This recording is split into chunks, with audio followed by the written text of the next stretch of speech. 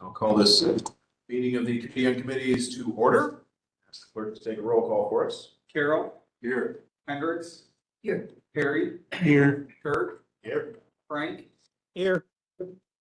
Severson, and Williamson. Here. You have a quorum, sir. Right. And are we in compliance with the open meetings law? Yes, Mr. Chair, the meeting properly going. So we have before us an 11-point agenda. Do I have a motion to approve that agenda? Motion by Perry, second by Carol. All those in favor say aye. Aye. Opposed? We also have before us minutes from our December 9th, 2025 meeting. Anybody have questions, corrections, updates, comments needed on those minutes? Hearing none, the chair declares those minutes to be approved as presented. Item 6 is public comment. Anybody from the public here to comment in the Committee on Committees? You remember? Yeah, I think I'm gonna comment now on this. I want to make a comment on community involvement in the committee structure. Our county would benefit greatly from stronger community involvement and a more intentional approach to how our committees are structured. When people serve on committees that align with their experience and familiarity, the quality of discussion and decision-making improves. It's difficult for any committee to function effectively when members don't fully understand the issues being brought before them. We currently have many empty seats on the county board and several committees operating without the expertise they need. It makes sense to either eliminate or combine committees that lack knowledgeable participation. Streamlining the structure would not only improve efficiency, but also ensure that the committees we keep are meaningful and productive. We have community members with valuable skills, professional backgrounds, who are willing to contribute. Bringing them into the process would strengthen decision-making, increase transparency, and potentially save money by reducing misunderstandings, delays, and unnecessary expenditures. A more engaged community and a more thoughtful committee structure would help our county operate with greater effectiveness, accountability, and fiscal responsibility. So I just wanted to mention that because we are going to have discussions about appointments things this evening. Thanks. Any other members of the public here to comment? Item 7 is discussion and possible action, appointment to various committees, boards, and commissions. So we have Kevin Nolan we need to get added to some committees. Out of the 5 standing committees, there is an opening on natural resources. Okay. And then other committees, I know we have housing, we have prosperity, Southwest, Mississippi Valley Health. We don't know if he ever turned in a list of his desires for committees. I did not get, no, there was not a list for desires, and then the 4 that Administrator Clements just noticed are the 4 current vacancies that we have. So on the list that I gave you, that they'd be the ones highlighted in that salmon pink color that say vacant. So those are the vacancies we currently have. All right. At Mississippi Valley one, we haven't had anybody appointed to for quite some time, have we? No, and it's kind of rarely meets and or as needed, and it doesn't seem like it really ever meets. So it's on the They do list. meet quarterly. Oh, They meet do, quarterly? yep, Oh, yep, yes, they do meet Okay, quarterly. good to know. Didn't know. Yes. Committee, do I have a motion?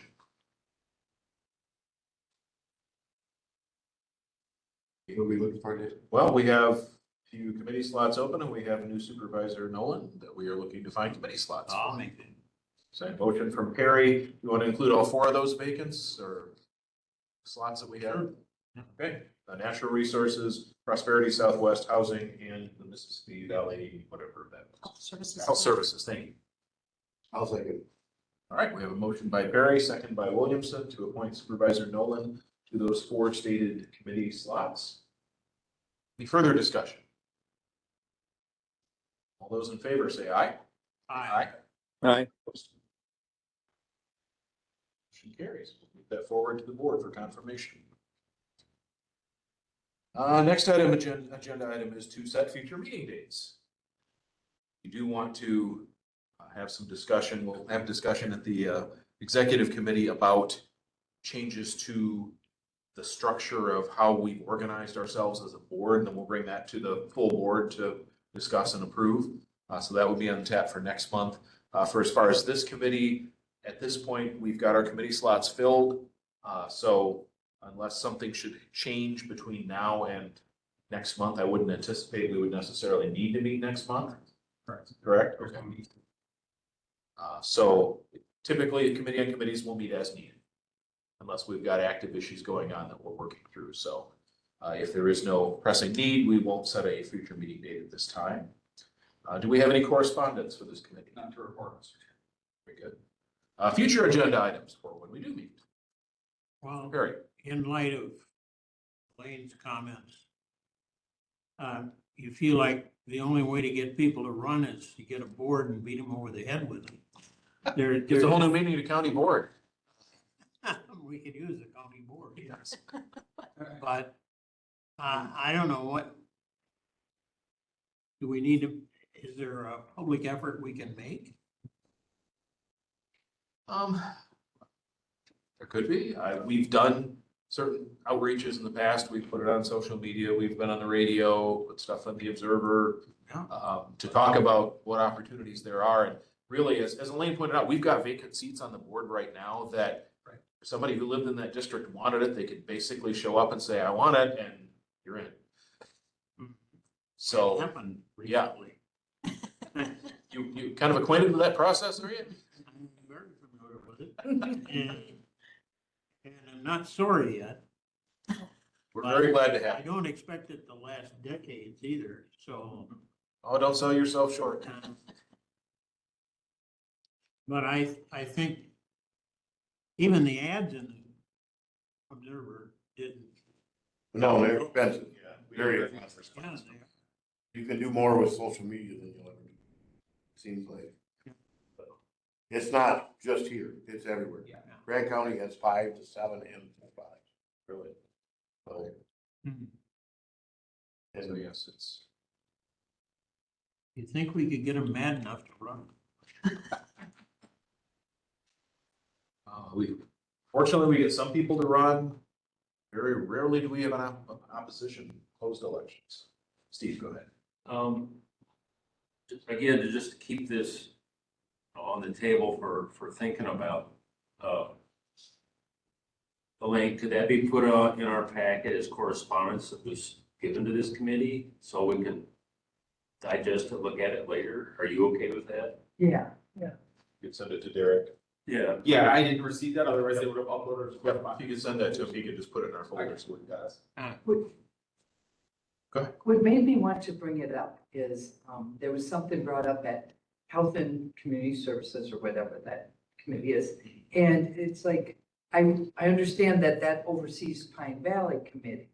But then what was brought up there, we never had in front of us at Pine Valley Committee. So my feeling is maybe there's not even a need for Pine Valley Committee because everybody's sitting there.